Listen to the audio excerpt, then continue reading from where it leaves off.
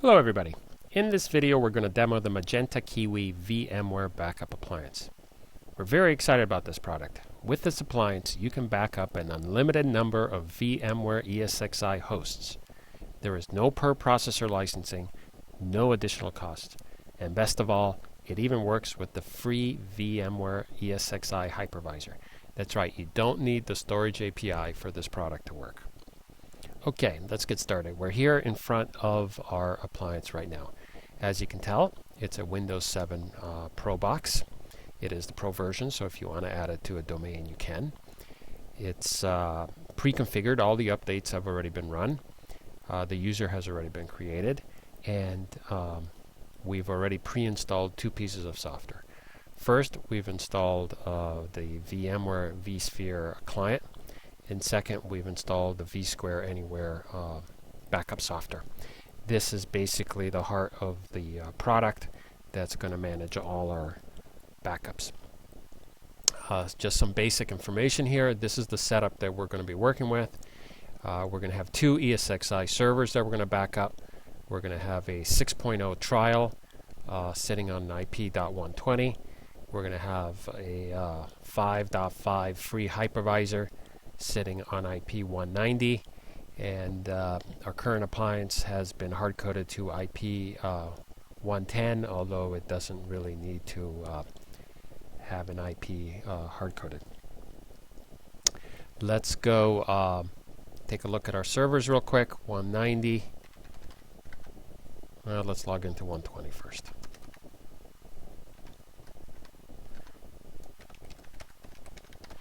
And let's take a look and see what we got out there.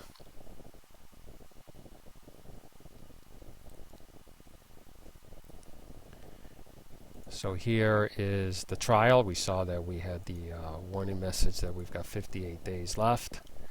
Currently on this machine we have 3 virtual machines, a Windows 10 machine that is off, a Windows 2012 R2 machine that is on, and a Windows 7 Pro box that is on. The machine itself, if we go look at the licensed features, we can see that it does support the storage API right here because it is the trial version of the software. If we log out of here, that's our first server. Our second server,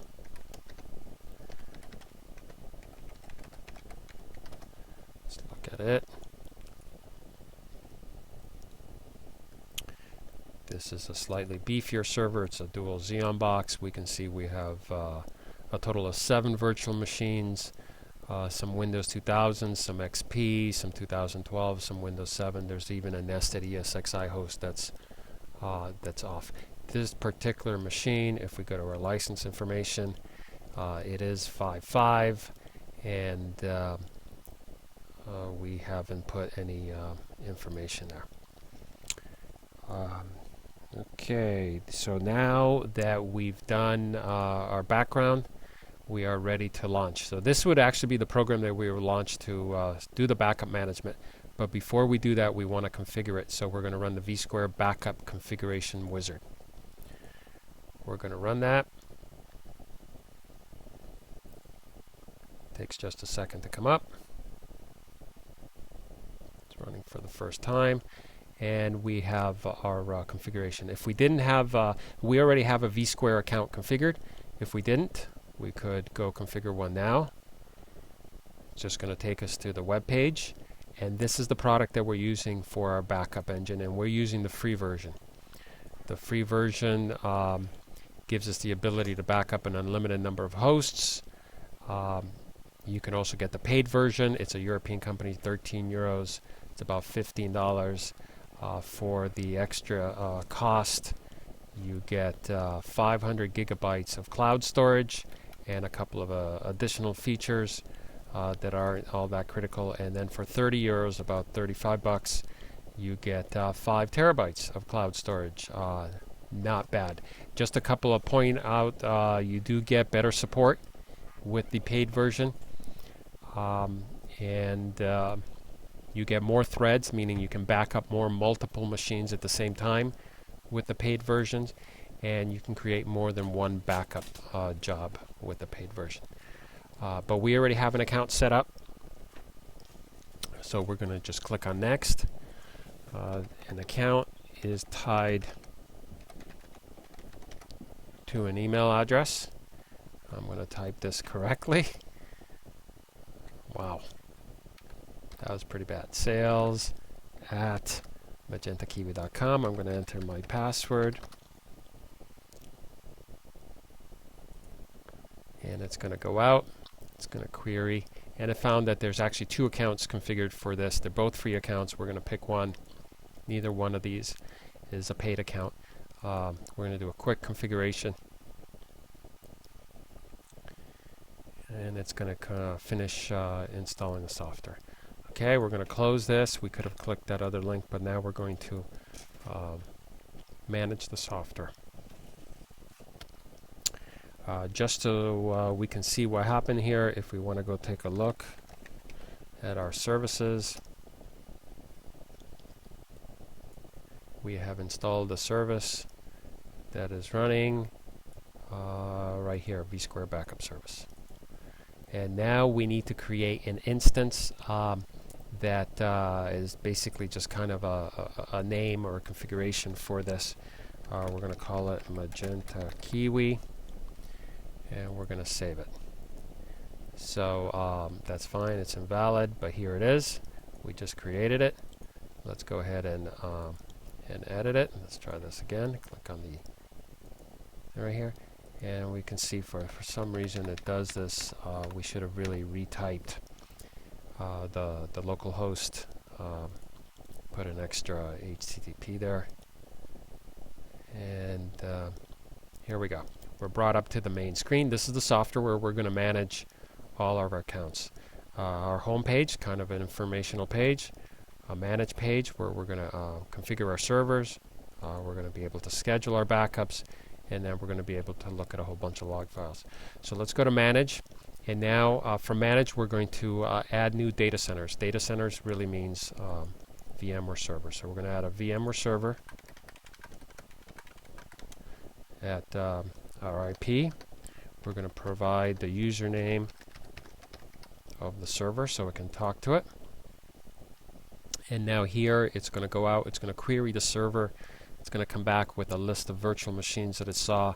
It takes about a minute, so we're going to pause the video real quick.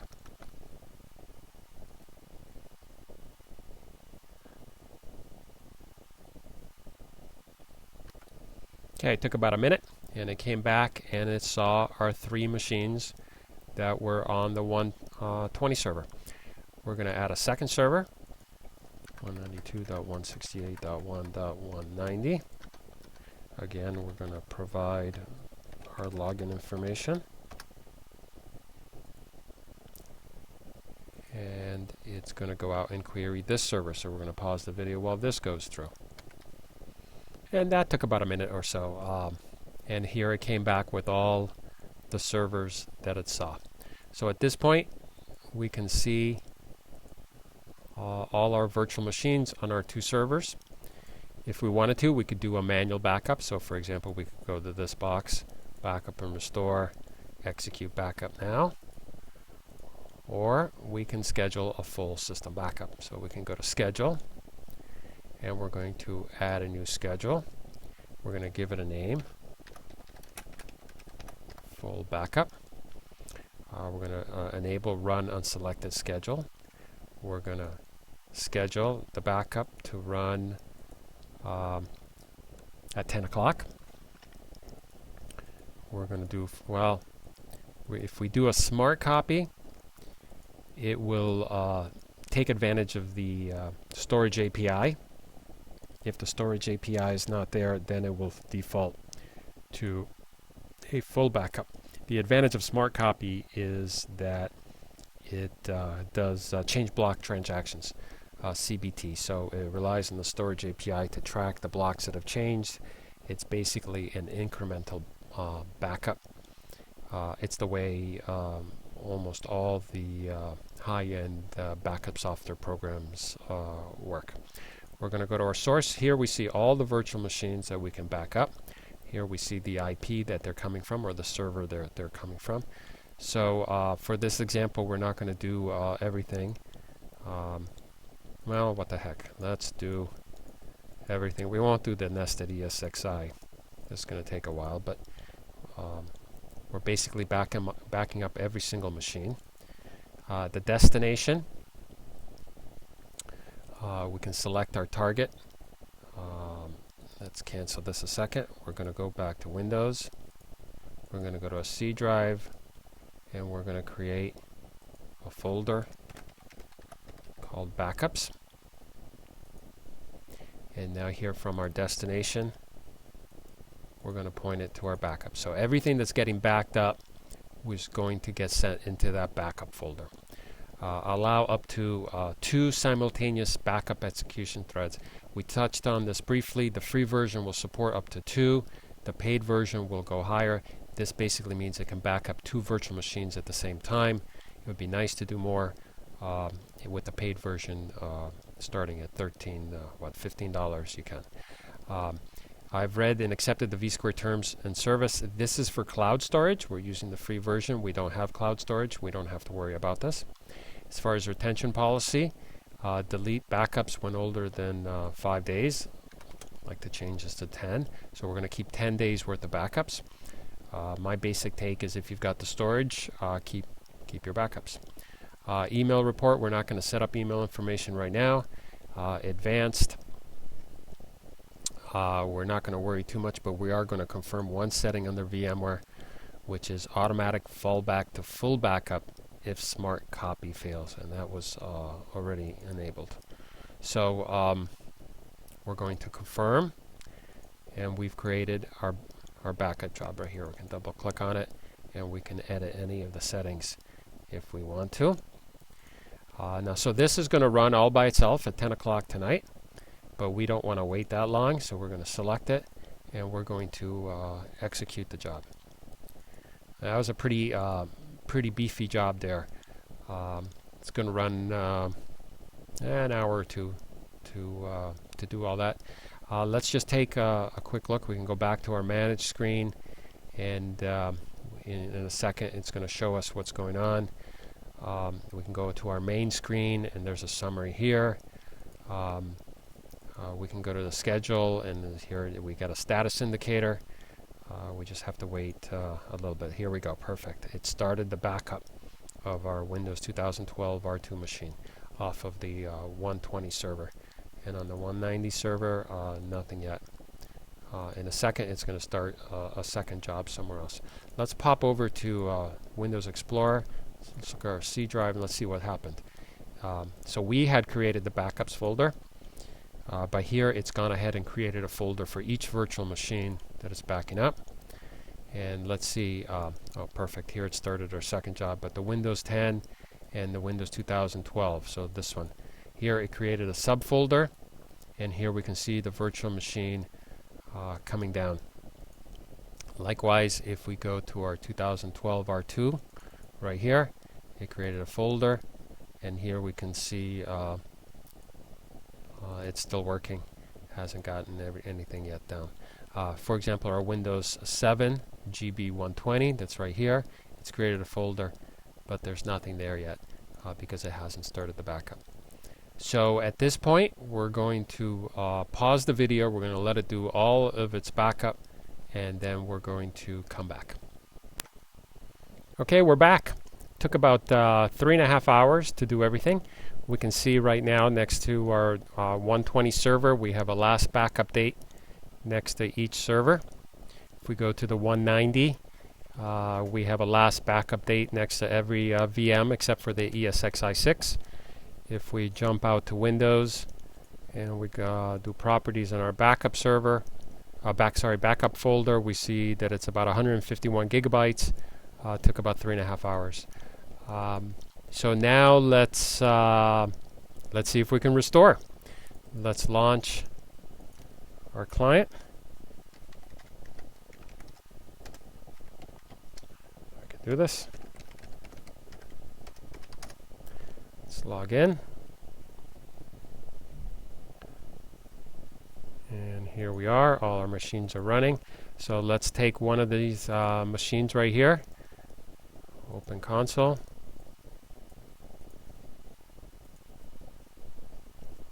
We can see that we had a machine logged in.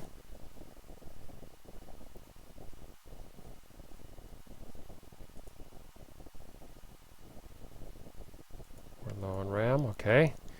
So here's our virtual machine, Windows 7 Google Backup. It's another product we're developing. We are going to force it off. Didn't like it. We're going to go to our config. Well, let's do it from here. Right-click, delete from disk, and that machine is gone. So now we go back to our vSquare product. It was this machine right here, Windows 7 Google Backup, off of the 190 server. We double-click on it. Backup and restore. This was the backup. Restore this backup. We're going to restore the full machine. We're going to restore it to the 190, same folder, same resource, same data store, same name. Next. We're going to use port 22. It knows the username and password. We're going to say next, next, and close. And now in a second we're going to see some action here. We'll give it, here we go, and moved it to the top, and it's starting the restore. So this will take a little bit of time, but we're going to pause the video, and then we'll come back and we'll see how well this restore went through. Okay, and we are back, and here we are in the vSphere client. Here's the machine we just restored. So let's open the console and let's launch it. And now we get this prompt asking us whether it wants to know whether we copied the virtual machine or whether we moved it. This is going to affect, among other things, the internal IP. So in this particular case, we moved it as opposed to copy it. If you had a hard-coded IP and you make a copy, then the other machine is going to keep the hard-coded IP, so that's not good. But if you moved it, then you do want to keep the IP, so we're going to say we moved it. In our case, it was DHCP, so it didn't really matter. When you back up a machine that's on, you're backing it up, it knows that it's on. When you restore it, it never knew that it shut down because it never shut down. So this is normal for it to think that it didn't shut down properly. And now we're going to launch it.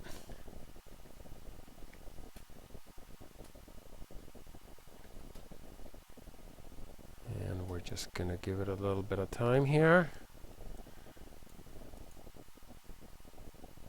And we are up and running. Give it just a second, just to, well, okay, so it was in the middle of Windows updates when we backed it up. But that's pretty much it. I want to thank you for watching this video, and I hope you enjoyed it. Thank you very much.